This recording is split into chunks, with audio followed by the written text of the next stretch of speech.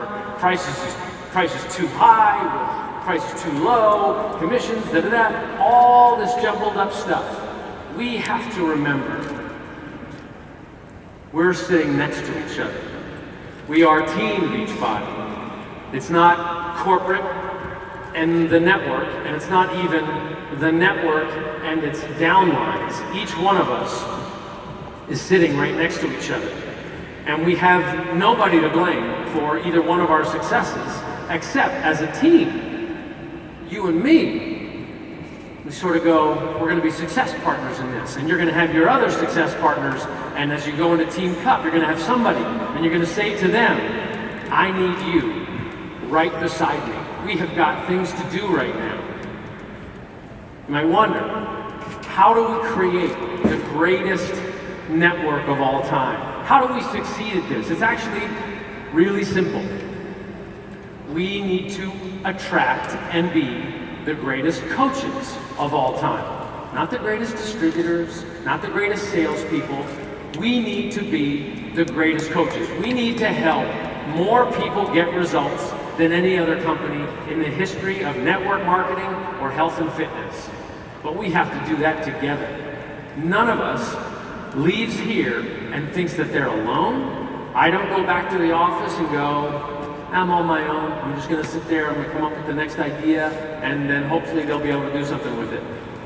You and I have got to be sitting next to each other doing this day by day. And you have to trust, I'm going to be working as hard as I possibly can, and I need to trust that you're going to be working as hard as you possibly can, regardless of what your results have been prior to this moment right here, regardless of what you've heard, what might have been intimidating to you. You see these incredible speakers, you see these coaches parading up here, and you might be like, well, I don't know if I can ever be like them. That's one of the reasons that I created that group, the I'm Here to Help group. We put 1,000 coaches in there, and I didn't think of it as 1,000 coaches. I really thought of it as 1,000 individuals who were sitting right here that I could learn from, because I didn't know how this business worked. I didn't know enough about it. We went a year and a half struggling. I'm like, why aren't the challenge pack numbers where they used to be? Why isn't retention of a coach or of Shakeology what it used to be? So we created this group, about 1,000 coaches, and I wanted to learn firsthand. And what we did was, I would put up a post every day. And it started about 70 days till Summit. So every day I would put up a post and it would either be motivational or a challenge or maybe a thought that I had of something I did from personal development. But the first thing that I wanted to do was take some inventory of who was sitting in this chair next to me. And the most fascinating thing, and I think Darren captured it, was,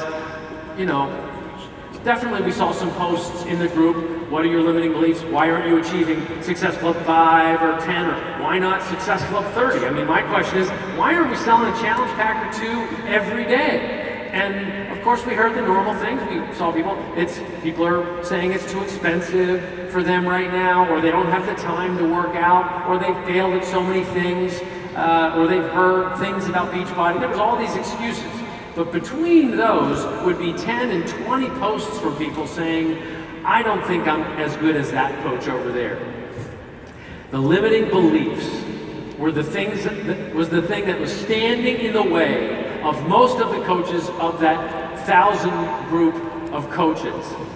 The person sitting next to me, my wingman or my wingwoman, my partner, is thinking that he or she isn't good enough to help people. I gotta tell you, I feel this every single day. When I come out here, I don't necessarily feel worthy of being up here. I don't know how this happened. We started a little company, it was 4 of us in an office. Wouldn't it be neat if we could someday do 100 million in sales? Oh my God, my mind would be blown. And I'm looking out at 15 to 20,000 people staring at me, expecting me to say something smart. How did that happen? I got plenty of limiting beliefs. What I don't let them do is control me. You're my partner. I need you not to let that control you. That can't be your story. Or else you're not going to have a story that you like. Neither of us are going to like the story that comes out of that. I need you sitting next to me with confidence that we're going to do this together. We're going to have each other's back. Yeah, there's going to be stuff. I'm going to blame you. You're going to blame me. But we're going to work it out. But together, as a team, we're going to figure this out. On day 52, I put up a post based on a personal development book that I was reading called Great by Choice by Jim Collins. And I chose this particular day and slide because I asked the group, what were some of your favorite posts that I did during the 70 days of this group? And this was one that came up. Being a 10Xer is basically the difference of being a person that, it's about companies, you know, a company that can be somewhat successful, and then there's that Google or that Facebook. I mean, you can look at MySpace versus Facebook, right? Or you know, you can just look at many examples of a company that was decent, made a nice profit, and then there's these companies that just go crazy. They study what's the difference between these two types of companies. So I wanted to read into that. What's the difference between a coach sitting here who does pretty well, gets to diamond, gets that $500 bonus for the rest of the year, and that coach that gets to 2, 3, 4, 5-star by the end of the year? What I learned in that book was 3 key things. One is that fanatic discipline is one of the key behaviors of a 10Xer. By fanatic discipline, that's just the vital behaviors. And of course, you know, what we talked about in the group, and we'll post throughout August, 5 donuts a day. 5 donuts. Let me just explain the 5 donuts real quick. I assume not everybody knows about the donuts. Okay. A donut is a warm-up. It's not something that you eat, because we are Beachbody. That's a beignet, clearly. I've watched their social media. People, it's just a powdered donut. Let it go. I just don't think they're that great. Anyway, we're going to Indianapolis, I can say that then. Okay, a donut is, so you've seen, you've seen professional baseball, right? So you don't watch the guy, the professional baseball player, the batter, he doesn't go up there and stand in the batter's box. He doesn't like walk out, finish his spits, adjust himself, and go up there and get ready. He stands in the batter's box. He puts a thing called a donut on the bat, and he takes these swings, and it makes the bat heavier, and his muscles go, ah! It is hard to start that bat, and it's hard to stop that bat. It takes some swings. That's what a donut is, because then he bangs that thing off, he goes up there and he stands in the batter's box, and when that 100-mile-an-hour fastball comes at him, oh, that bat starts so fast and so easy, and he stops it. And then the next one, here comes a curveball. Oh, we can find where it was going. The donut is what warmed him up. My suggestion to the group, and this really caught on, is that you do 5 donuts every morning. And a donut means you look for 5 people who like the photo, who aren't expecting you to invite them that day, and you just send them an invite. You don't think about it, you don't overthink it, you don't try to finesse it, you just go, hey, I'm starting a challenge for Shift Shop, it starts July 24th, would love you to be in it. Hit me back if you'd like to be in it. It's not a post, it's a direct invite. 5 donuts, and you don't expect anything out of it. This is how you, by the way, if you want to win the Darren's little contest, the 100, you just do 5 of those, do 10 of them a day, and you'll be first. I have my own contest, which is who's the first to get to 100 challenge packs yet, but that's just the difference between me and Darren. No, I think it was good advice. But the point is, so you do these 5 donuts every day, and here's what happens. You're not expecting those people on that cold call text or message or phone call. You don't expect them to say yes. But now when you start your follow-ups, when you start to do your work that day, now that you're in the batter's box and you have those people to follow up with, it's way easier. Because I just did 5, I just shook off the nighttime. Like, and I'm suggesting that you do 5 donuts before you do your coffee, before you do your workout, just shoot them out. Don't brush your teeth, don't think about it. Sorry kids, I'll make your cereal in a minute. I'll pour your daily sunshine, and then you go there and you do your 5 donuts. That's fanatic discipline. We also have sharpening the pencil. Sharpening the pencil means you ask questions. You know how you sharpen a pencil, right? You put it in that little thing, you sharpen, the little shavings come out, sharpen, twist it, twist it, twist it. That's when you're talking to somebody who keeps saying no to you. You keep spinning the pencil in there, and the shavings come out. You look at it, not sharp enough yet, they haven't said yes, twisting it, twisting it, twisting it, until you get to the point. And the point is, what do they need to be helped? That's sharpening the pencil. That's fanatic discipline. Constantly following up, not letting them say, no, it's too expensive, or no, not right now. You keep asking questions. Why is it too expensive? Why not right now? You said you wanted to lose 5 or 10 pounds. You said you failed at other stuff before. What if I guarantee that you will succeed with this, or you get your money back in 30 days? That's sharpening the pencil, asking questions. I don't understand. Why wouldn't you do this? I just found out that Energize gives you 5% more power. Why wouldn't you want to take Energize? I just found out that you're going to eat 1 less slice of pizza if you have Shakeology an hour before. Why wouldn't you want to drink Shakeology? Because I like my slice of pizza. Anyway, fanatic discipline. Empirical creativity means that, and I bet a lot of us are guilty of it, I know I have been, is you can be creative, but you don't be creative for creativity's sake.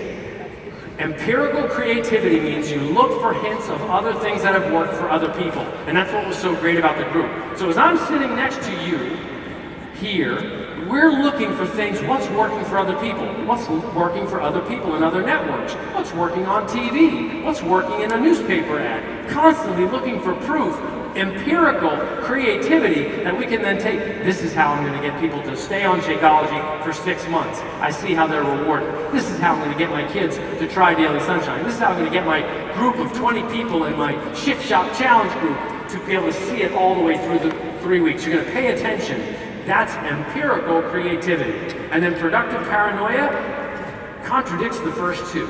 And that is the presumption that none of that is going to work. Which means you get up every day because I don't know if that discipline is going to work, so I got to keep working. I don't know if my creativity, if that test that I'm doing, that little Facebook ad, or that post that I'm doing, or those messages that I'm sending out, or that script that I'm using, I don't know if that's still going to work today. So you're constant, there's a little bit of productive paranoia that you've got that it won't work.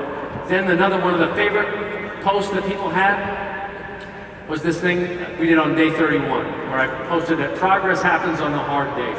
And I was reminded of this one Friday. I put this up on a Saturday because I had a particularly hard Friday. Like, it was just brutal. Everything was coming at me, technology and customer service issues, and it was just like, oh man, what is the deal? But I have this wall that this hallway that I walk through, where I have all these quotes, things that I hear and I think about on the way in, and I write them on the wall so that when I walk into my office, I've got this sort of motivation and just things to remind me of how to do what I do. And one of the things on the wall is it says, when you see a problem, don't step over it, fix it. So that's the way I go about things. But when you do that, that means you're going to uncover problems and you're going to deal with problems, and that feels yucky because success feels so much better. But that day that I was walking out of the office, I saw this on the wall. Progress happens, that's actually the photograph from the wall. Progress happens on the hard days. I need you here, next to me, to know that Monday morning is going to be a hard day. You're going to want to post something with your cup of coffee, and I can't believe it's Monday. And I'm telling you, you and I are going to have this exuberance hangover, the beignet hangover they call it in New Orleans. And Monday's going to be hard, and Tuesday's going to be hard. And we have to know right now, consciously, that progress is going to happen if we expect it to be hard and we confront it and we take it on. Another favorite post that people had in our group was on day 22, with 22 days left till summit. What it really means to say never quit. I had a partner in a small company that I ran in Philadelphia who told me this story about, I think it was, who's the guy? Neil, who was the test pilot? Neil Young? No. Anyway, the test pilot. Neil what? Neil Armstrong, yeah, that's right. Okay, so this pilot, I think it was him. He was getting interviewed by a TV reporter, and the reporter's like, you know, you're one of the most famous test pilots, first to break the speed of sound, and so I'd like to know when you're in there, because you know, you can pop the hatch and get blown out of your plane and parachute to safety. And he said, what do you do when you know that the test is going to fail and the plane is going to go into the ground? What's the first thing you do, Mr. Armstrong? And he goes, try something else. He goes, well, I get that. That's what you would do. You keep trying things, I understand. But what do? You just know. You have exhausted all possibilities. and it's just not going to happen. What do? Well, and I try something else. No. It's like, there's the ground, you're about to smash into it, what do you do?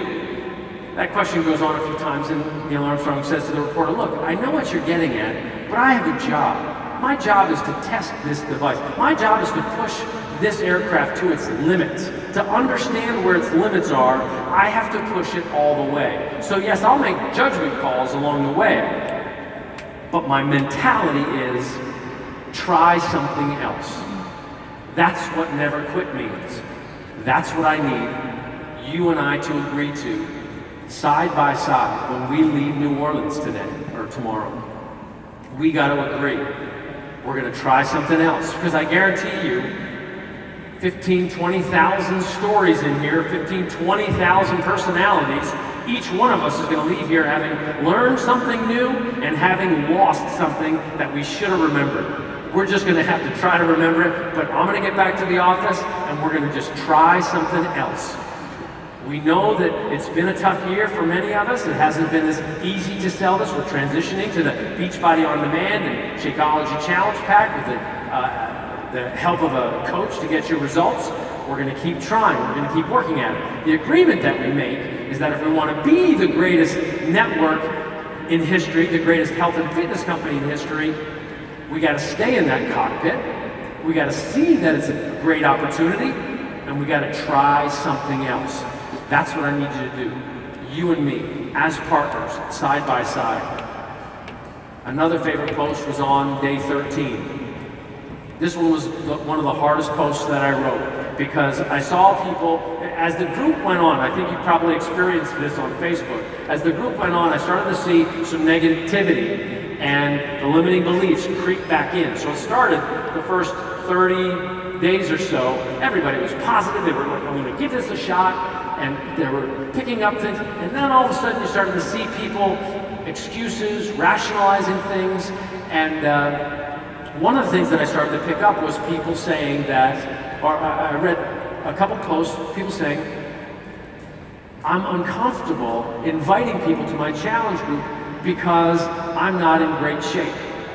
I don't have a six-pack. So how can, in fact, the harshest thing is when some bully or somebody actually comments on something, one of your posts, and says, how can you call yourself a Beachbody coach if that's the kind of shape you're in?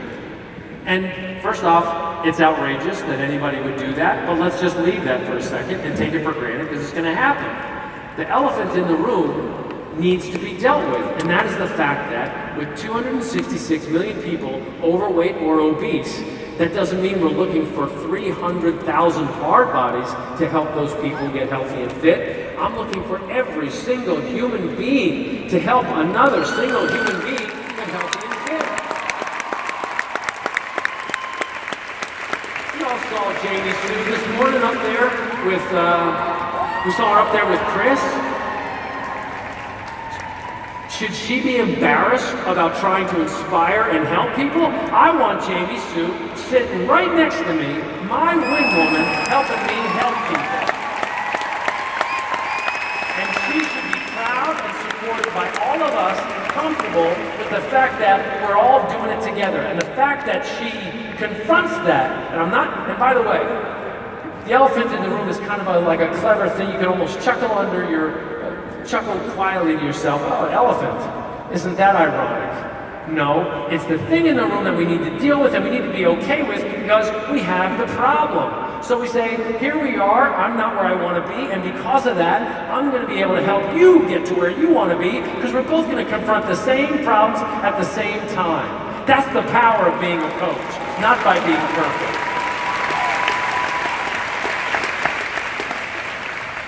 And it was in that post that I also put this quote, which I thought was so perfect. Let me not be dead while I'm still alive. Meaning, you want to be able to share your life while you're in the process. You don't want to be stuck there feeling like you need to be invisible and paralyzed until you're perfect. Because that literally will constrict you or remove you from life. It's not about feeling alive if you're living perfectly. It's about engaging life. That's what we want. That's the elephant in the room. So be proud of it, support your teams with it, pass that on to your teams so that they are all empowered to truly help people achieve their goals. Now, one of my favorite days, and I think one of the group's favorite days, was when we got real tactical. This was right after July 4th. 6 days until Summit. We called it Power Prospecting. And this is a truly empirical creativity, because I know as a CEO what it takes to create urgency. Create urgency with a deadline, right? We have a deadline coming up right now. That's July 24th, where we want to have our groups set up to do the shift shop. And that is the deadline that the I'm Here to Help group was working on. You create urgency by creating a limitation, creating demand, because it outstrips supply. So what I learned though, because I didn't know how to do this, what I learned in watching the coaches, and in fact, Jatana Jackson and a bunch of, I think Tula was doing this, and Tanya Jean was doing it. In fact, this is Tanya Jean's example. This is something that I saw on her Instagram feed, where she would put a list up that says, okay, so her prep week starts Monday. Don't forget, Tanya. It starts Monday. But she put this list up on her Instagram stories with 20 slots, and she put the names in of the people who were responding saying yes. Didn't mean that they had said they'd buy, they just said, I'm interested. So she reserved a spot and put it up on Instagram stories. And then the next day, or when she had some critical mass, more people saying, yes, I'll be in there, she added their names. Now you see, somebody fell off. No, somebody. Anyway, so if somebody falls out, you pull them out and you say a new slot is open. But now she's created, now she gets to say there's only a few spots left, and then she updates it again. Then Lynn comes in, she's got 7 spots left. By updating her Instagram stories, she's showing people out there who are paying attention to her that first off, there's demand for this thing called Shift Shop, and if they want to be supported by somebody who's on it, who's proactive about it, because this shows that she's proactive, they better get in now. I would strongly suggest that you adopt this. That is empirical creativity, power prospecting, showing people. I think this is kind of similar to some degree, what Shalene was talking about creating curiosity. What's that shift shop about? What is it that all these people are interested in? Because I saw it happen with the group. I mean, this is Jatana's, she's super creative, and it doesn't matter how it looks. Some people would do it just handwritten. I think that's Mark's, there's Joy. It's kind of cool. Everybody had their own design, so it's not just repeating what other people are doing necessarily. You can do it your own way, but you're creating a sense of supply and demand and the urgency of starting July 24th. Guys, we have 9 days till July 24th. We got a few days until Wednesday the 19th with our surge call. You want to get your team to deploy this method right now, because if something's working, what I've learned in business is you use it until it doesn't work anymore. You might go, well, I'm going to wear it out. So wear it out, because if you don't wear it out, somebody else is going to wear it out. That's the thing. We are not that big of a company that we wear these things out that fast. So let's use it before somebody else uses it.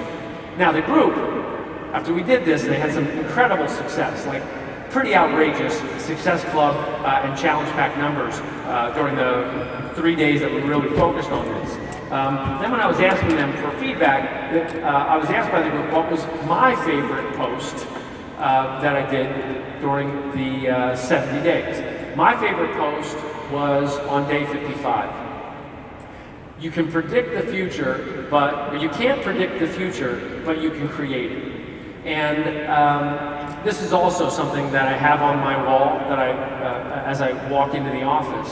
And it's like a critical thing for me to remember, and it's a critical thing for you to remember, because right now I guarantee you're sitting in here and your teams are sitting at home, and they want to know that what everybody said, all these tips, all these coaches, all these best practices, that they're going to be able to put that thing in gear and it's going to work. Similar to the way that somebody who starts a P90X or starts a 21-day fix, they want to know on day 1, how many pounds am I going to lose? And by day 5, if they don't feel like they are on track to reach that goal, they're freaked out. And what's a shame about that is, so when you're doing fitness, you can have this thing called a cortisol response, and that's where your body retains water as you're starting to build muscle. And you actually retain water, you feel puffier.